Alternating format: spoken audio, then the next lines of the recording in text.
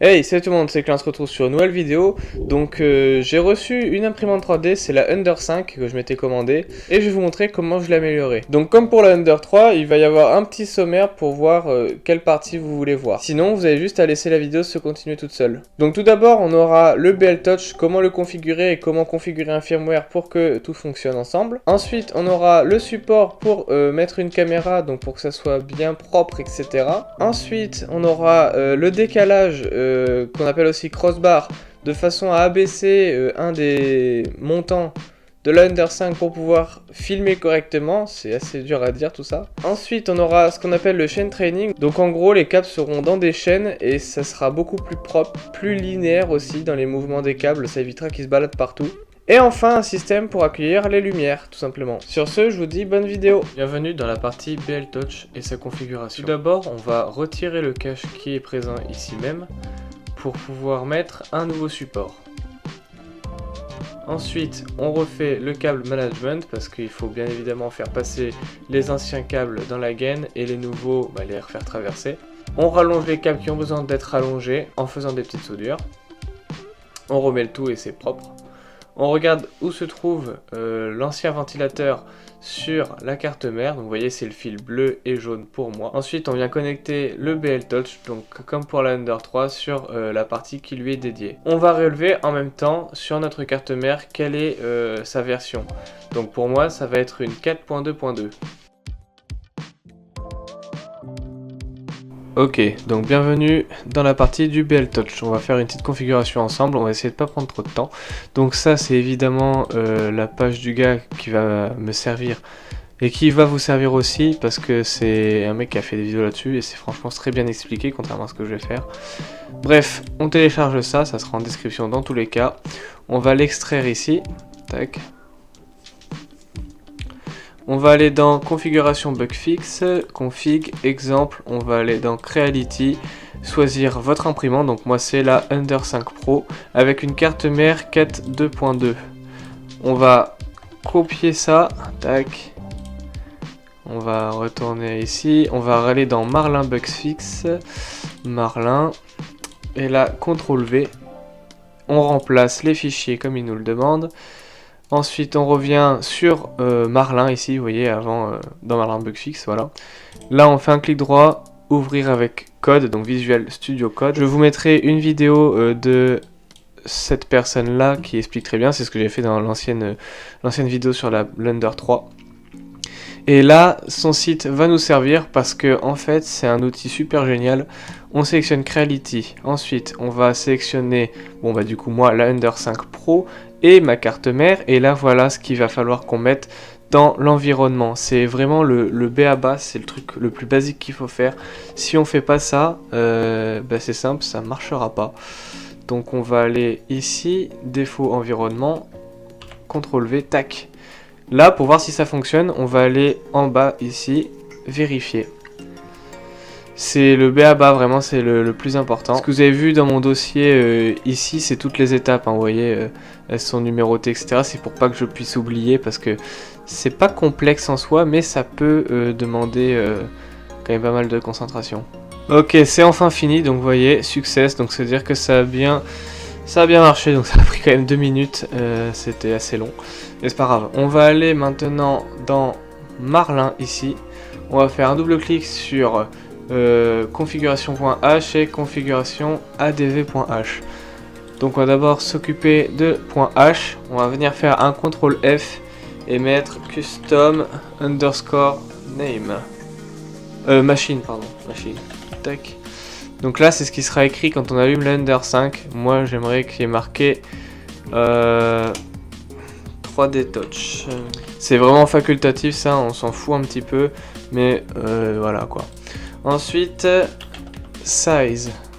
Donc là, ça va être faux. Pour moi, c'est 235. Et c'est 300, ouais, c'est ça. On va aller mettre BL Touch, voilà, il va falloir décommander cette ligne donc en supprimant simplement les deux slash. Ensuite on va aller dans Nozzle to, voilà, Probe Offset Et c'est là où ça va être important, parce que ça c'est le placement du bell touch par rapport à la buse. Donc au début c'est galère à comprendre, mais une fois qu'on comprend ça va. Donc là on a 0. Et là on va voir 4,2, donc 42. Ensuite on va aller sur bilinéar.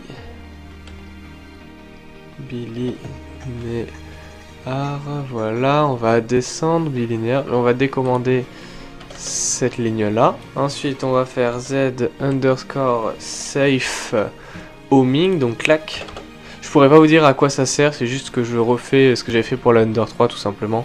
Mais je vous invite vraiment à aller voir la vidéo de ce monsieur Camino KGY, parce que c'est franchement bien expliqué. Ensuite on va aller dans min underscore software, merde. Et on va cette fois-ci définir ça, min software and stop. Voilà, donc maintenant on arrive à zmin probe use z. Donc moi je vais commenter celle-ci et décommenter celle-là, parce qu'en fait là je vais me servir moi du port dédié pour le z offset. Okay, donc je vais faire comme ça. Maintenant on va aller dans configuration adv.h,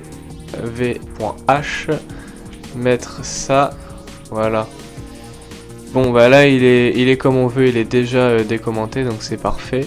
Tac tac tac, define probe offset wizard.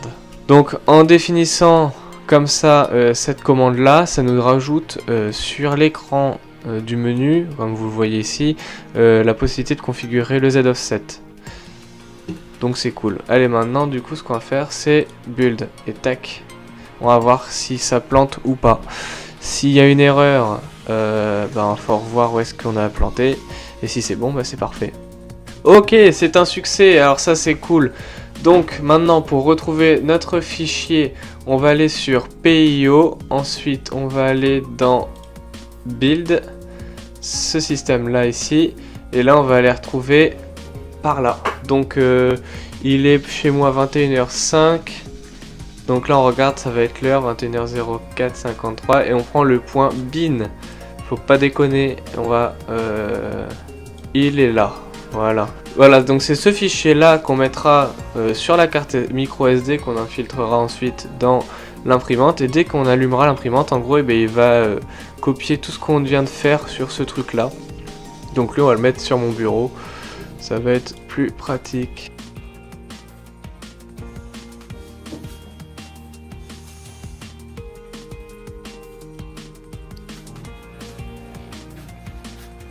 Donc ça c'est normal.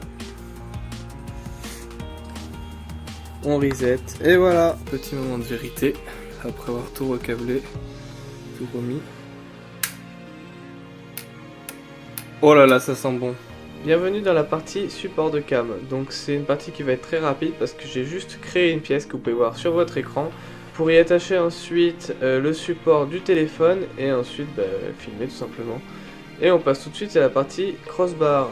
Bienvenue dans la partie crossbar. Pour pouvoir déplacer le montant supérieur de l'Under 5, il va falloir créer une pièce, donc comme celle que vous avez à l'écran, afin de décaler le montant tout simplement. Ensuite on va prendre des écrous spéciaux, donc c'est des écrous à rainure en T, et c'est ce qui va permettre de se mettre dans les montants. En serrant, ça viendra bloquer par l'arrière, et comme ça tout tiendra correctement.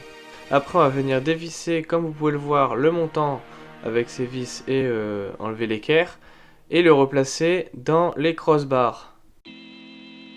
Comme vous pouvez le voir, le résultat est vraiment satisfaisant, ça n'impacte en rien la solidité de la structure de l'Under 5 et en plus ça nous permet de voir correctement la buse quand elle fait son boulot.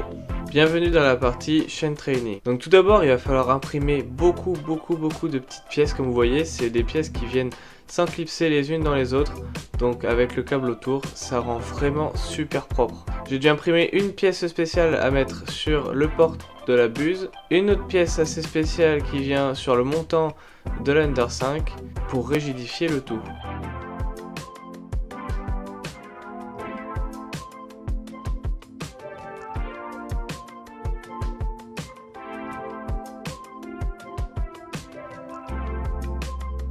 J'ai ensuite fait un petit cache pour les câbles parce que c'était vraiment pas très propre, donc ce triangle sera mieux que des câbles en amas.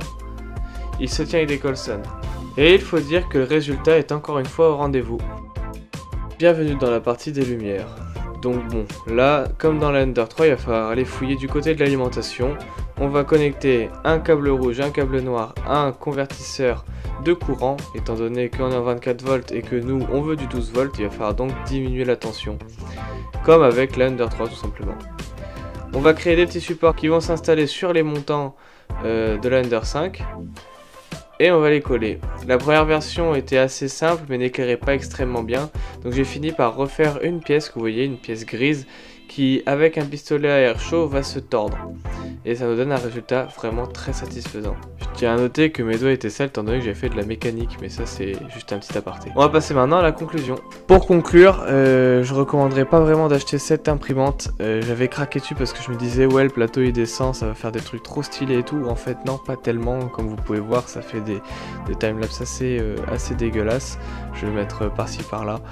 Il va falloir que je trouve la bonne façon de faire pour filmer. Voilà. Ensuite pour le BL Touch, j'ai mis à peu près une semaine à configurer avec que des échecs dans tous les sens et à enfin faire en sorte que ça fonctionne, mais quand même une semaine de dur labeur pour un résultat qui fonctionne au moins, mais ça aurait pu être fait beaucoup plus vite. Ensuite le volume qu'elle prend, c'est une imprimante vraiment très grande, elle fait quand même 70 de large pour 60 de profondeur, c'est assez gros, et elle fait 65 de haut, donc c'est énorme, mais bon. J'ai oublié de le préciser, mais tous mes fichiers, que ce soit les STL et autres, seront téléchargeables à partir de Cults, ça sera dans la description. Sur ce, j'espère que cette vidéo vous aura plu, n'hésitez pas à liker, à commenter, à partager, et puis sur ce, je vous dirai à plus tard, salut.